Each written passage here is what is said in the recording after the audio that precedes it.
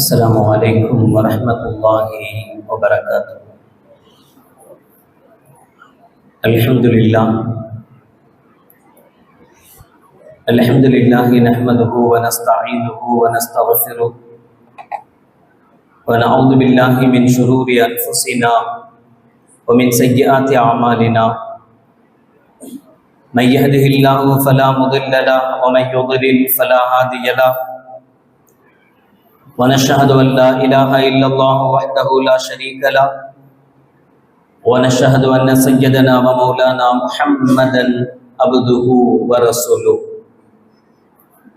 اللهم صل على سيدنا مولانا محمد طب القلوب ودوائها وعافية الأبدان وشفائها ونور الأبصار وضيائها وعلى آله وصحبه وسلم. أما بعد فقد قال الله تعالى في القرآن العظيم الفرقان المجيد: أعوذ بالله من الشيطان الرجيم، بسم الله الرحمن الرحيم. وتعاونوا على البر والتقوى ولا تعاونوا على الإثم والعدوان واتقوا الله إن الله شديد العقاب. قال النبي صلى الله عليه وسلم: الصدقة ترد البلاء والقضاء، كما قال عليه الصلاة والسلام. صدق الله العظيم وصدق رسوله النبي الكريم. سبحانك لا علم لنا إلا ما علمتنا إنك أنت العليم الحكيم. رب اشرح لي صدري ويسر لي أمري واحلل عقدة من لساني يفقهوا قولي. إن أريد إلا الإصلاح ما استطعت وما توفيقي إلا بالله. புகழ் அனைத்தும் அல்லாஹ் ஒருவனுக்கு உரித்தாகட்டுமாக. சலாத் என்னும் கருணையும் சலாம் என்னும் ஈடேற்றமும் ஈருலக சர்தார் எம்பெருமானார் ரசூலே கரீம் ஸல்லல்லாஹு அலைஹி வஸல்லம் அவர்கள் மீது, அவர்களுடைய அடிச்சுவடுகளை கடுகளவும் சகாது வாழ்ந்து வந்த உத்தம சத்திய சஹாபாக்கள், தாபிகீன்கள், தபா தாபிகீன்கள், நபிமார்கள், வலிமார்கள், ஷஹீதுகள் மற்றும் நம் அனைவர்கள் மீதும் ஏனைய இஸ்லாமியர்கள் மீதும் என்றென்றும் நிலவட்டுமாக. ஆமீன். பேரன்பிற்கும் பெருமதிப்பிற்கும் உரிய பெரியோர்களே, அல்லாஹ்வின் நல்லடியார்களே, அல்லாஹ் ஜல்ல ஷானஹு வ தஆலாவின் பெரும் கிருபையினால் புனிதமிகு மாதத்தில் நாம் நுழைந்திருக்கிறோம். நான் இப்படி சொன்னவுடன் உங்களுக்கு நாம் ரஜபு மாதத்தில் நுழைந்திருக்கிறோம் என்ற ஞாபகம் வருவதை விட நாம் ஜனவரி மாதத்தில் நுழைந்திருக்கிறோம் என்கிற ஞாபகம் சட்டென்று வரும். நாம் எவ்வளவுதான் இஸ்லாமிய ஆண்டுகளோடு, இஸ்லாமிய மாதங்களோடு பழக வேண்டும், இணைந்திருக்க வேண்டும், தெரிந்திருக்க வேண்டும் என்றிருந்தாலும் நம்முடைய உடன் பழகுபவர்கள், நம் நாட்டினுடைய சூழல், உலகச் சூழல் அனைத்தும் ஆங்கிலத்தினுடைய தியதியை முன்வைத்தே கட்டமைக்கப்பட்டிருக்கிறது. உங்க பர்த்டே என்ன, உங்க வெட்டிங் டே என்ன அப்படின்னு கேட்டா யோசிச்சு கூட நம்மளால எந்த மாசத்துல நாம பிறந்தோம்னு சொல்ல முடியாது. அரபு மாசத்துல எந்த அரபு மாதத்தின் எந்த பிறையில் நம்முடைய வெட்டிங் டே நடந்தது அப்படின்னா ரேர், நமக்கு சொல்றது கஷ்டம். ஆனா நம்முடைய பர்த்டே எப்பங்கிறத ஆங்கில தேதியில் ரொம்ப ஈஸியா பேரப்புள்ள கூட சொல்லிடுவான். நம்முடைய வெட்டிங் டே என்ன என்பதை நம்மால் சொல்ல முடிகிறது. ஏன் அப்படின்னா அதோடு நாம் கலந்திருக்கிறோம். நம்முடைய வியாபாரம், நம்முடைய தொழில்துறைகள், நம்முடைய பழக்க வழக்கங்கள் அனைத்தும் ஆங்கில தேதியோடு தான் கலந்திருக்கிறது. அதனால் நமக்கு எவ்வளவு தெரிந்திருந்தாலும், நாம் எவ்வளவு அதை தள்ளி வைக்க வேண்டும் என்று நினைத்தாலும் நம்மால் முடியாதது இந்த ஆங்கில தேதியோடு நமக்கு உண்டான உறவு. அந்த அடிப்படையில் நாம் ரஜபு மாதத்தில் நுழைந்திருக்கிறோம், ரமலான் வரப்போகிறது என்கிற சந்தோஷம் எல்லாம் அப்புறமா, அது வரப்போகுது, அதை விட்டுருவோம். இப்ப 2025 முடிந்து 26 பிறந்திருக்கிறது, நியூ இயர்ல உள்ள உட்கார்ந்துருக்கிறோம் என்கிற அந்த சிந்தனையும் அந்த எண்ணமும் சாதாரணமாக எல்லா மனிதர்களிடத்திலேயும் உள்ளது, ஊடுருவக்கூடிய இந்த காலகட்டத்தில் எவ்வளவோ அனாச்சாரங்கள், அநியாயங்கள் அந்த நாளில் நியூ இயர் என்கிற பெயரில் நடைபெற்றாலும் அல்லாஹ் ஜல்ல ஷானஹு வ தஆலா நம் சமூகத்தை சார்ந்த பலரையும் அதிலிருந்து பாதுகாக்கிறார். அதற்காக ஒவ்வொரு ஆண்டும் நம்மால் முடிந்த முயற்சிகளை நாம் மேற்கொண்டே இருக்கிறோம். நம் பிள்ளைகளை பாதுகாப்பதற்காக, நம்மை பாதுகாத்துக் கொள்வதற்காக, நம் குடும்பத்தை, நம் சமூகத்தை பாதுகாப்பதற்கு எந்தெந்த வழிகளில் முடியுமோ அந்தந்த வழிகளில் நாம் முயற்சி செய்கிறோம், முயல்கிறோம்.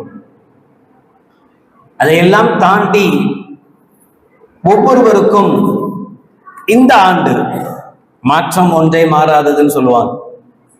உலகம் மாறிக்கொண்டே இருக்கும், காலண்டரும் மாறிக்கிட்டே இருக்கு, காலம்தான் மாற மாட்டேங்குது. நாம எப்படி இருந்தோமோ அப்படியே தான் இருக்கோம். நமக்குள் எந்த முன்னேற்றமும் இல்லை, நமக்குள் எந்த மாற்றமும் இல்லை. வருடங்கள் மாறுகிறது, காலங்கள் மாறுகிறது, காலண்டரும் மாறுது, ஆனா வாழ்க்கை மட்டும் மாறவே மாட்டேங்குது. இருந்த இடத்திலே இருக்கிறோம், ஒரு ஸ்டெப்பு கூட நம்மளால முன்னேறவே முடியல. எங்கெல்லாம் ஏறணும்னு நினைக்கிறோமோ அங்கெல்லாம் 2 படி இறக்குதே தவிர அடுத்த படிக்கு முன்னேறுவதற்குண்டான வாய்ப்புகள் ரொம்ப சிரமமா இருக்கு, கஷ்டமா இருக்கு என்றால் ஒவ்வொன்றையும் மார்க்கம் மிக தெளிவாக நமக்கு உணர்த்தி காட்டுகிறது, அடையாளப்படுத்துகிறது. ஆனால் செயல்பட நாம் தயாராக இல்லை. அதுதான் பிரச்சனை.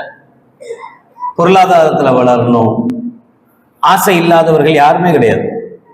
எவ்வளவு பெரிய கோடீஸ்வரனா இருந்தாலும் சரி, அதை விட அதிகம் சம்பாதிக்கணும், அடுத்த வருஷம் இதை விட அதிகமான லாபம் ஈட்டணும், இயற்கை, இயல்பு.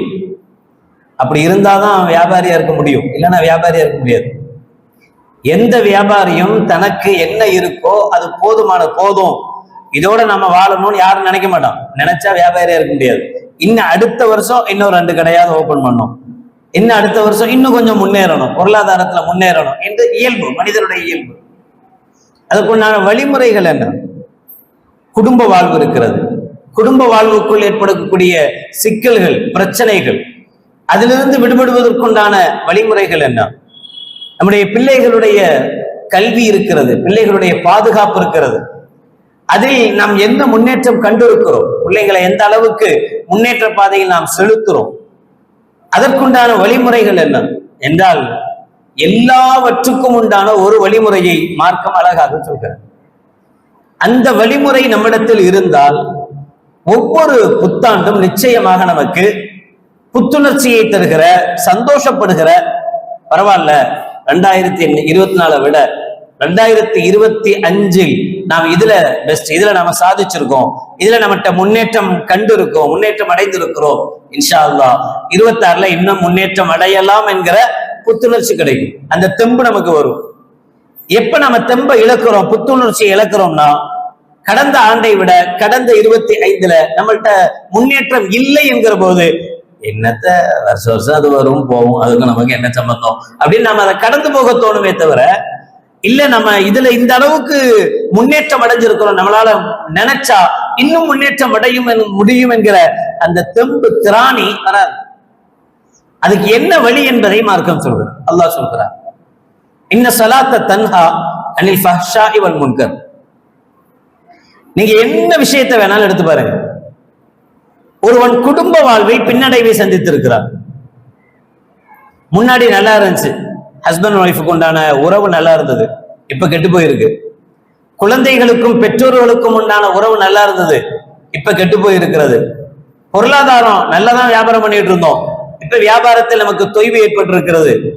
இப்படி நீங்க உடல் ஆரோக்கியம் நல்லாதான் இருந்தோம் 24ல, இந்த 25ல ஓராண்டு காலத்துல சுகர் இவ்வளவு பெர்சன்டேஜ் கூறி இருக்கு, பிபி இவ்வளவு அதிகமா இருக்கு, இன்னென்ன பிரச்சனைகள்லாம் புதுசா வந்திருக்கு அப்படின்னு உடல் ஆரோக்கியம் நமக்கு பின்னடைவை தந்திருக்கிறது என்று நீங்க எதை வேணாலும் யோசிச்சு பாருங்க. அது எல்லாத்தையும் தீர்வு சொல்கிற ஒரே வழியாக இன்ன ஸலாத்த தன்ஹா அனில் ஃபஹ்ஷாஇ வல் முன்கர், தொழுகை இல்லாமல் போவது உங்களுடைய பின்னடைவுக்கு உண்டான முக்கிய காரணம் என்று குர்ஆன் சொல்கிறது. தொழுகை இருந்தா காலையில ஃபஜ்ருக்கு எந்திக்க வேண்டியது வரும். காலையில ஃபஜ்ருக்கு எந்திச்சா அதிகாலையில் எழுந்துக்கிறது எவ்வளவு நன்மை, எவ்வளவு பிரயோஜனம் என்பதை பத்தி எல்லாம் நம்ம ஒவ்வொரு தடவையும் சொல்லிக்கொண்டே இருக்க வேண்டிய அவசியம் இல்லை, நமக்கு தெரியும். காலையில விடிய காலம் எந்திக்கும் போது நம்முடைய ஒவ்வொரு உறுப்புகளும் எவ்வளவு புத்துணர்ச்சியோடு எழுகிறது. அதே 9 மணி 10 மணி வரைக்கும் தூங்கினா நம்ம எவ்வளவு அசதியாக, எவ்வளவு அந்த நாள் முழுக்க நல்லா இல்லாத நாளாகவே கழிகிறது. ஃபஜ்ர் யார் தொழுகிறாரோ அவர் அந்த நாளை புத்துணர்ச்சியான நாளாக கொண்டாடுகிறார் என்றெல்லாம் ஹதீஸ்கள். அப்ப அந்த நாள் நல்ல நாளாக, நல்ல விஷயமாக நமக்கு விடுகிறது. காலையில வர்றோம், தொழுகிறோம், தொழுது முடிச்சுட்டு தஸ்பீஹ் செய்யறோம், அல்லாஹ் திக்ர் செய்யறோம், திக்ர் செஞ்சு முடிச்சு அல்லாஹ்விடத்தில் கையேந்துறோம், துஆ செய்யறோம். யா அல்லாஹ் பிறந்திருக்கிற இந்த நாளையும் நல்லாக்கி கொடு, இருக்கிற நாளையும் நல்லாக்கி கொடு அப்படின்னு ஒவ்வொரு நாளும் துஆ செய்யறோம். இந்த காலையை எங்களுக்கு நல்ல காலையாக ஆக்குவாயாக, இந்த மாலை நேரத்தை நல்ல மாலையாக ஆக்குவாயாக, இந்த உடலை ஆரோக்கியமான ஒவ்வொரு நாளும் ஃபஜ்ருடைய நேரத்துல ஒவ்வொரு நாளுக்காக வேண்டியும் துஆ செய்யப்படுகிறது. அப்ப அல்லாஹ்விடத்தில் திக்ர் செய்யறோம், அல்லாஹ்விடத்தில் துஆ செய்யறோம். துஆவுக்கு பிறகு குர்ஆன் ஓதுகிற வாய்ப்பு நிம்மதியாக கிடைக்கிறது. காலையில டென்ஷன் இல்லாம, எந்த பிரச்சனையும் இல்ல, மனைவிட்டையும் டென்ஷன் இல்ல, மற்றவங்கள்ட்டையும் டென்ஷன் இல்ல, அப்பதான் தூங்கி முழிச்சு ஃப்ரெஷ்ஷா வர்றோம். அதனால எந்த டென்ஷனும் இல்லாம நிம்மதியா ஃபஜ்ருடைய தொழுகையில தக்பீர் கட்ட முடியுது. அந்த காலை நேரத்தில் ஒரு சந்தோஷம் கிடைக்குது, ஒரு நிம்மதி கிடைக்கிறது. அந்த நிம்மதியை அனுபவிச்சா வாழ்க்கை முழுக்க இல்லாவிட்டாலும் கூட அந்த நாள் மட்டுமாவது நிம்மதி கிடைக்குது. தொழுதவங்களுக்கு தெரியும். 10 மணிக்கு தான் நான் முழிப்பேன் அடம் பிடிக்கிறவங்களுக்கு தெரிய வாய்ப்பு இல்லை. அவங்க என்ன செய்யணும் அப்படின்னா கொஞ்சமாவது இதை அனுபவிக்க தயாராகும். சந்தோஷம் அப்படிங்கிறது அடுத்தவங்க சொல்லி தெரியுறது அல்ல, அனுபவிக்க வேண்டியது. அனுபவிச்சாதான் சந்தோஷம் என்னன்னு தெரியும். அதுல எவ்வளவு டேஸ்ட் இருக்கு.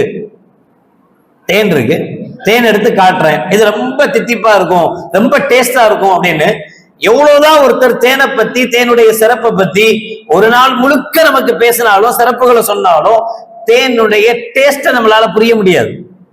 அதுல ஒரு சொட்டாவது எடுத்து நாக்கில வச்சு ருசிச்சு பார்த்தா தான், டேஸ்ட் பார்த்தா தான் அந்த தேனு என்ன டேஸ்ட்ல இருக்குன்னு புரிஞ்சிக்க முடியும். தொழுகை அவ்வளவு சிறந்தது, இவ்வளவு சிறந்தது, அப்படி உள்ளது, இப்படி உள்ளது, மணிக்கணக்கில் பயான் பண்ணாலும் சரி, மணிக்கணக்கில் பேசினாலும் சரி, கேட்டாலும் சரி, டேஸ்ட் என்னன்னு தெரியாது. அந்த டேஸ்ட உணரணும்னு சொன்னா கொஞ்சமாவது பழக்கத்துக்கு வரணும், தொழுது பார்க்கணும். தொழுது பார்க்கும் போது அதனுடைய அந்த நாள் நமக்கு எப்படி கழியுது, எவ்வளவு ஃப்ரெஷ்ஷா இருக்கு என்பதை நம்மால் உணர முடிகிறது. ஒவ்வொரு விஷயத்திலையும் கொஞ்சமாவது வீட்டுல இருந்து அந்த காலை நேரத்துல ஃப்ரீயா நடந்து வருவோம். பைக்லயே வந்தா கூட எந்த விதமான டிராபிக் இருக்காது, டென்ஷன் இருக்காது, ஃப்ரீயா வருவோம். மற்ற நேரத்துல பைக் எடுத்தாலே டென்ஷனா இருக்கு, போய் இறங்குற வரைக்கும் ஒரே அவ்வளவு எதுவுமே இருக்காது. காலை நேரத்துல அவ்வளவு டென்ஷன் ஃப்ரீயான ஒரு நேரம் அந்த காலை நேரம். அந்த நேரத்தை பயன்படுத்தினால், அந்த ஃபஜ்ருடைய தொழுகையோடு உடைய கடைகளை போய் திறந்தால் காலையில நமக்கு உண்டான உடல் ஆரோக்கியம் கிடைக்குது. நல்ல காற்று, சுவாசமான காற்று, நல்ல சுவாசம், அது நல்ல பரிசுத்தமான காற்று, அது எந்த கலப்படமும் இல்ல, மாசு இல்லாத காற்று காலை நேரத்துல கிடைக்குது. அதை நாம சுவாசிக்கிறோம்.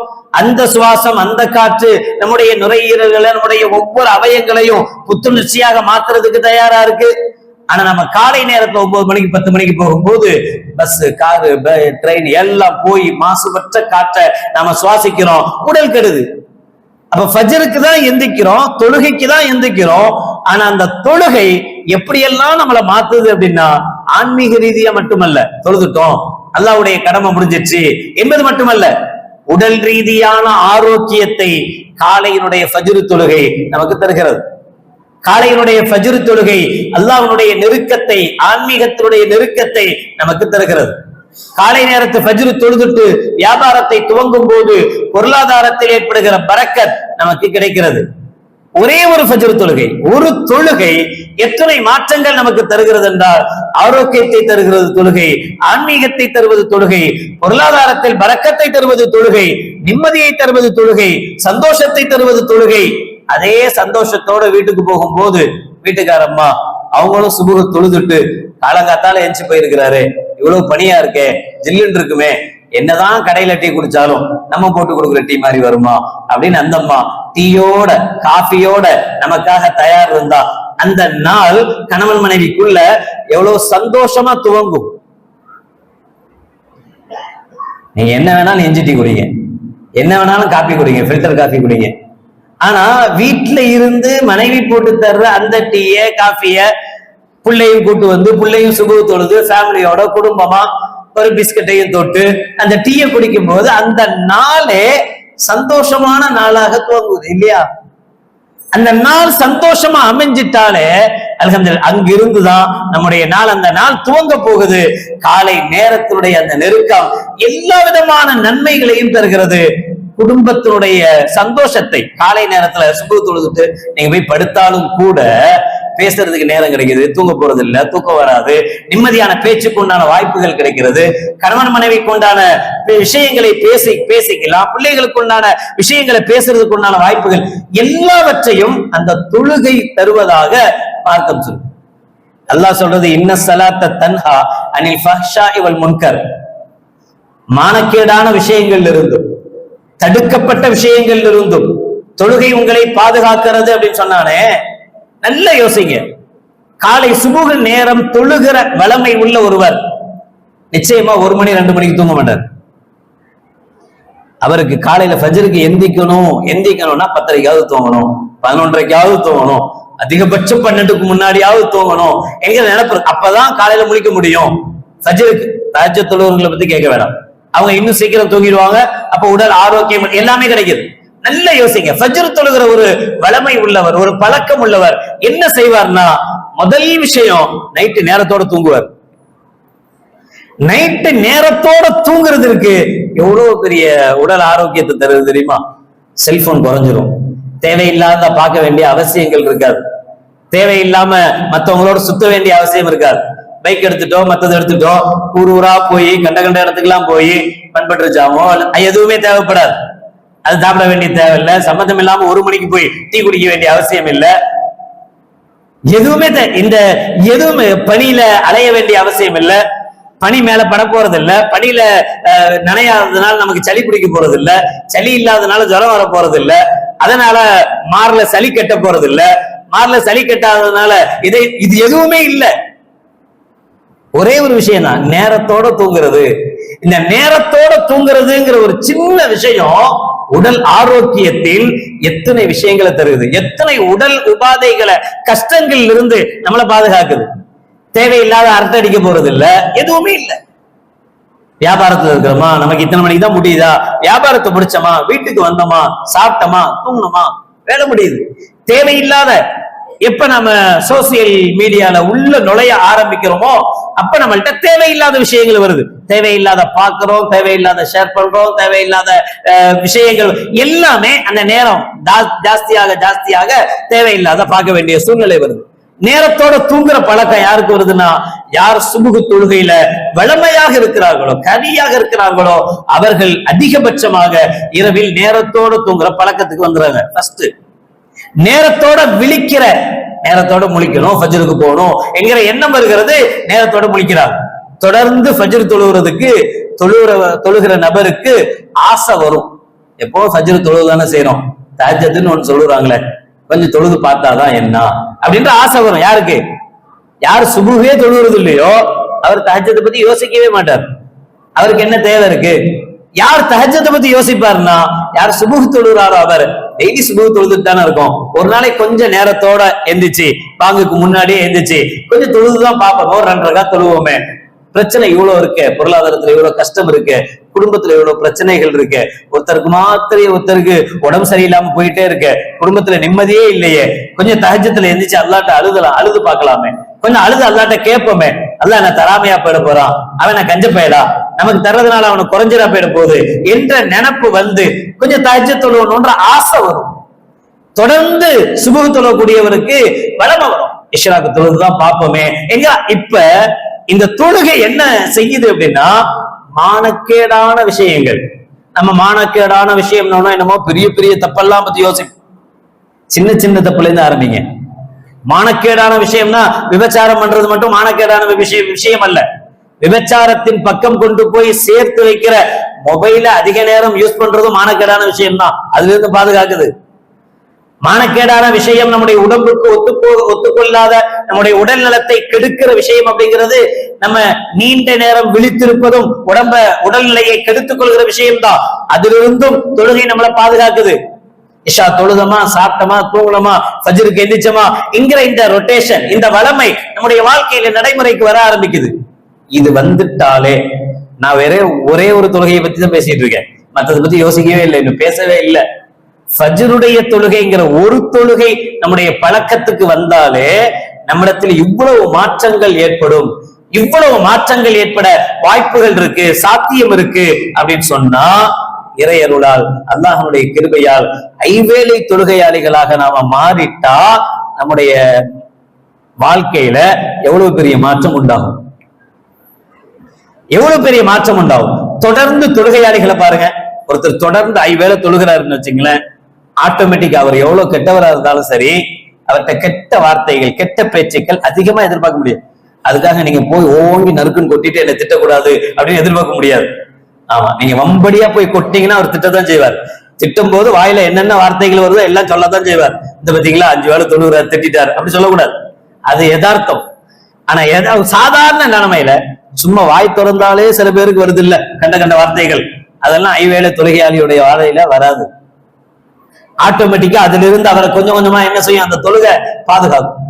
அவர் ஹராம்ல போறதுக்கு 1க்கு 1000 தடவை யோசிப்பார். ஒரு தொழுகையாளியா இருந்தா ஹராமான வியாபாரமா இருக்கட்டும், ஹராமான நடவடிக்கைகளாக இருக்கட்டும், ஹராமான பார்வைகளாக இருக்கட்டும், எதுவா இருந்தாலும் உண்மையிலேயே ஒரு ஐவேளை தொழுகையாளியாக இருந்தா ஹராம்ல போகிறதுக்கு செய்யறார். 2வது செய்யறத பத்தி யோசிப்பார். ஐயோ நம்ம செய்யறோமே என்கிற அந்த உறுத்தல் அவருடைய மனசுல இருந்துகிட்டே இருக்கும். இன்னைக்கு இல்லைன்னாலும் இன்ஷா அல்லாஹ் கூடிய விரைவில் அந்த தொழுகை அந்த ஹராமில் இருந்து அவரை பாதுகாக்கும். நாம எப்படி பழகிருக்கோம்னா, ஏதாவது ஒண்ணு சொன்னா அதை எப்படி குத்தம் காண்றதுன்றதுலயே இப்ப நம்ம பேசிட்டு இருக்கும்போது நம்மளோட ஐடியா எங்க போகும் தெரியுமா? தொழுகை 5 வேளை தொழுகையா இருந்தா நல்லது செய்ய மாட்டோம். ஏன் அந்த ஆஜியார் இருக்காரு, அவர் வாய் திறந்தாலே கெட்டது பேசுறாரு, அங்கதான் போவோம். அவங்க ஒருத்தரை விட்டுட்டு இன்னும் 100கணக்கான பேர் நம்மளோட தொழுதாங்களே, அவங்களாம் நல்லா தானே இருக்கிறாங்க, அந்த யோசனை நமக்கு வராது. 5 வேளை தொழுதா அவர் ஹராமே செய்ய மாட்டார் இல்லையே. எங்க ஊர்ல ஒரு பெரிய ஆஜியார் இருக்கிறாரு, இவ்வளவு பெரிய தாடி வச்சிருப்பார், இவ்வளவு பெரிய ஜிப்பா போட்டிருப்பார், ஹராம்லேதான் இருக்கிறார், ஆனா 5 வேளை கரெக்டா தொழுவார். அங்கதான் நம்முடைய எண்ணம் போகுது. அவரை விட்டுட்டு அவரெல்லாத 1000 பேர் இருக்காங்களே, அவங்க நல்லா தானே தொழுதுட்டு இருக்கிறாங்க, அவங்கள ஹராமில இருந்து அந்த தொழுகை பாதுகாத்து இருக்க, அந்த எண்ணம் நமக்கு வராது. நாம அப்படி பழகணும். நம்ம குறைகளையே பார்த்து மனுஷன் தானே, எப்பவுமே நிறைகள் பார்க்கறது ரொம்ப ரேர். யாராவது ஒருத்தர் அவர்கிட்ட இருக்கிற குறைய ரொம்ப ஈஸியா சொல்லிடுவோம். ஆனா அவர் இத்தனை வருஷமா இருக்கிறாரு, இத்தனை வருஷமா நல்லது செஞ்சாரு, அதை பத்தி யோசிக்க கூட நமக்கு நேரம் இருக்காது. அதை விட்டுட்டு இந்த நியூ இயர், இந்த புத்தாண்டு நம்மளை எப்படி மாத்தணும் அப்படின்னா எண்ணங்கள் ரீதியாகும். ஸல்லல்லாஹு அலைஹி வஸல்லம் சொல்லுவாங்கல்ல, அடுத்தவர்கள் பற்றி குறைகளையே பார்க்காதீங்க. ஸல்லல்லாஹு அலைஹி வஸல்லம் சில பேர் பிறருடைய குறைகளை சொல்லும் போது ஸல்லல்லாஹு அலைஹி வஸல்லம் தடுக்கிறாங்க. சொல்லாதீங்க, நான் உங்களை பார்க்கும்போது இவர் நல்லவர் அப்படின்னு பார்க்கணும்னு ஆசைப்படுறேன். அவர் தப்பு செய்யறாரா, மாறுவார். தப்பு செய்யறதுக்கு வாய்ப்பை ஏற்படுத்துவோம், அவர்கிட்ட சொல்லுவோம் நீங்க தப்பு செய்யாதீங்கன்னு சொல்லுவோம், அதை யோசிக்கலாம். ஆனா அவர் செஞ்ச தப்ப ஊரெல்லாம் சொல்லி காட்டுற வேலை நமக்கு எதுக்கு? அப்படி சொல்லாதீங்கன்னு நாங்க ஸல்லல்லாஹு அலைஹி வஸல்லம். அப்ப நம்ம இடத்தில் என்ன மாற்றம் வேணும் அப்படின்னா, முதல்ல பிறருடைய குறைகளை பார்க்காம நம் குறைகளை பார்த்து நாம மாற கத்துக்கணும். நம்முடைய பொருளாதாரத்தில், நம்முடைய வசதி வாய்ப்புகள்ல நாம் மார்க்கம் அனுமதித்த விஷயத்தை தவிர ஹராமான வழிகளில் பொருள் ஈட்டுவதாக இருந்தாலும், பொருள் செலவு செய்வதாக இருந்தாலும், எதுவா இருந்தாலும் சரி, அவைகளில் ஹராமானவைகளை நாம் தவிர்க்கணும். நம்முடைய பார்வை, நம்முடைய கேள்வி, நம்முடைய நடை, நம்முடைய உடை, நம்முடைய பாவனை அனைத்தும் மார்க்கத்திற்கு கட்டுப்பட்டதாக, அல்லாஹ்வுக்கும் ரசூலுக்கும் விருப்பமானதாக நிச்சயமாக இருக்கணும். நாம் முஸ்லிம்களாக இருக்கிறோம். இப்படி ஒவ்வொரு மாறுதல்களை நம்மள்ட்ட கொண்டு வரணும் அப்படின்னு சொன்னா ஒத்த விஷயம், நம்மிடத்தில் தொழுகை சரியாக பேணப்பட வேண்டும். அல்லாஹ் எங்கெல்லாம் தொழுகையை சொல்றானோ அங்கெல்லாம் அப்படிதான் சொல்றான். சல்லு, நீங்கள் தொழுங்கள் அப்படின்னு அல்லாஹ் சொல்றது இல்ல, நீங்கள் தொழுகையை நிலைநாட்டுங்கள் அப்படிதான் அல்லாஹ் சொல்றான். தொழுங்கள் அப்படின்னு சொல்றதுக்கும் தொழுகையை நிலைநாட்டுங்கள் அப்படின்னு சொல்றதுக்கும் டிஃபரெண்ட் இருக்கு, வித்தியாசம் இருக்கு. தொழுங்கள் அப்படின்னா வாய்ப்பு கிடைக்கும் போது அப்பப்ப தொழுதுக்குங்க அப்படிங்கிற மாதிரி. தொழுகையை நிலைநாட்டுங்கள் அப்படின்னா என்ன பிரச்சனை இருந்தாலும் தொழுகையை உற்றாதீங்க, தொழுகையை கரெக்டா நேமமா சரியா அதன் நேரத்தில் கரெக்டா நிறைவேற்றுங்கள் என்பது பொருள். நாம எப்படி இருக்கணும்னா இகாமத்து ஸலாம், தொழுகையை நிலைநாட்டக்கூடியவர்கள், தொழுபவர்களா அல்ஹம்துலில்லாஹ் இருக்கிறோம், அல்லாஹ் பாதுகாக்கணும். எந்த ஒரு முஸ்லிமும் தொழுகையாளியாக இல்லாமல் இருக்க மாட்டான். ஏதாவது கண்டிப்பா ஒரு வக்து தவறி போலாம், 2 வக்து விடலாம், குறைந்தபட்சம் ஜும்மா டு ஜும்மாவாவது வர்றவனா தான் இருப்பான். அவரையும் பாராட்டுவோம் அல்ஹம்துலில்லாஹ். பாராட்ட இன்ஷா அல்லாஹ் அவர் 5 வேளை தொழுகையாளியா மாறிடுவார். குறை சொல்லி என்னத்தை கண்டோம் காலங்காலமா. அதனால குறை சொல்றதை விட்டுட்டு பாராட்ட பழகும், அடுத்தவங்களுடைய நல்லத விஷயத்தை பார்ப்போம். பரவாயில்ல, இவர் எல்லா ஜும்மாவும் கரெக்டா வந்துருவார் அப்படி சொல்லி பழகுவோம். எப்படி சொல்லக்கூடாது? இவர் வாரம் தான் பள்ளிவாசல் இவரை பார்ப்பேன், வெள்ளிக்கிழமை பார்ப்பேன், விட்டா அடுத்த வெள்ளிக்கிழமை தான் பார்ப்பேன் அப்படி சொல்றதை விட்டுருவோம். விட்டுட்டு வாரம் வெள்ளிக்கிழமை ஆனா மனுஷன் டான்னு வந்து ஃபர்ஸ்ட் சப்ல உட்காந்துருவாரு அப்படி சொல்லுவோம். அவரை பாராட்டுவார் கரெக்டா வெள்ளி. அப்ப அவருக்கு என்ன வரும்னா, வெள்ளிக்கிழமை எங்க இருந்தாலும் தொழுகையை விட்டுறக்கூடாதுன்னு நினைப்போம். ஏன்? நம்ம தொழுகையாளி, வெள்ளிக்கிழமை கரெக்டா போயிடுவோம்னு தெரியும் அப்படின்றதுக்கு அதுலயாவது வருவார். அதுல வர அவருக்கு ஆசை வரும். இன்ஷா அல்லாஹ் ஏதாவது ஒரு வக்த ஆரம்பிப்பார், 2 வக்த ஆரம்பிப்பார். அவருடைய மூத்துக்கு முன்பு 5 வேளை தொழுகையாளியாக, தொழுகையை சரியாக நேமமாக தொழக்கூடியவராக அவர் மாறுவார் இன்ஷா அல்லாஹ். அப்ப அந்த ரிவல்யூஷன் தான் நமக்கு வேணும். அந்த தீர்மானம் புத்தாண்டத்தினுடைய தீர்மானமாக நாம் எடுக்க வேண்டியது என்னன்னா, ஒத்த தீர்மானம் நமக்கு போதுமானது. அந்த ஒத்த தீர்மானம் நம்முடைய மொத்த பிரச்சனைகளையும் தீர்த்துவிடும். அது ஒன்றே ஒன்று, நம்முடைய வாழ்நாள் முழுக்க இன்ஷா அல்லாஹ் தொழுகை நேரம் தவறாமல் தொழக்கூடிய தொழுகையாளிகளாக நாம் மாற வேண்டும் என்கிற தீர்மானம் நம்முடைய உண்மை தீர்மானமாக. சரியா சும்மா சொல்லிட்டு 1ஆம் தேதி பிறந்த உடனே தீர்மானம் எடுத்துட்டு நான் கரெக்டா இனி ஜிம்முக்கு கரெக்டா போயிடுவேன் அப்படி எல்லாம் எவ்வளவு தீர்மானம் எடுப்போம், எடுத்துட்டு 2ஆம் தேதியில இருந்து விட்டுருவோம், முடிஞ்சு போச்சு. 1ஆம் தேதி நேத்து தீர்மானம் எடுத்து எவ்வளவு பேரு இன்னைக்கு மிஸ் பண்ணிருப்பாங்க. நான் இனி சிகரெட்டை கையால கூட தொட மாட்டேன் அப்படின்னு சொல்லியிருப்பான். 2ஆம் தேதி காலையில ஃபர்ஸ்ட் 10 வச்சுட்டு தான் எந்திப்பான். அப்படி இருக்கக்கூடாது. நம்முடைய தீர்மானங்கள் உறுதியான தீர்மானமாக, நம்முடைய தொழுகை தவறாத தொழுகையாக, எல்லா நேரமும் என்ன வேலை இருந்தாலும் சரி, எல்லா வேலைகளுக்கு மத்தியில் என்னுடைய தொழுகையை நான் சரியாக நிறைவேற்றுவேன் என்கிற ஒற்ற தீர்மானம் நம்முடைய சரியான தீர்மானமாக இருந்தால் இன்ஷா அல்லாஹ் நம்முடைய மொத்த பிரச்சனைகளும் தீரும். அல்லாஹ் ஜல்ல ஷானஹு வ தஆலா இந்த புத்தாண்டை முன்னிட்டு, இந்த பிறந்திருக்கிற இந்த ஆண்டிலே, இந்த ஆண்டை நமக்கு சாதகமான ஆண்டாக, இஸ்லாமியர்களுக்கு சாதகமான ஆண்டாக, முஸ்லிம்களுக்கு சாதகமான ஆண்டாக, நாம் தலை நிமிர்ந்து வாழ்வதற்கு தகுதி உள்ள ஆண்டாக அல்லாஹ் ஜல்ல ஷானஹு வ தஆலா ஆக்கி அருள் புரிவானாக. வருகிற காலங்களே நம்மை தொழுகையாளியாக, அல்லாஹ்வுக்கும் ரசூலுக்கும் பொருத்தமான வாழ்க்கை வாழுகிற நல்லவர்களாக அல்லாஹ் நம்மையும் நம் குடும்பத்தார்களையும் உலக சமூகம் அனைத்தையும் அல்லாஹ் ஆக்கி அருள் புரிவானாக. வாஹிரு தஅவானா அல்ஹம்துலில்லாஹி ரப்பில் ஆலமீன். அஸ்ஸலாமு அலைக்கும் வரஹ்மத்துல்லாஹி வபரகாத்துஹு.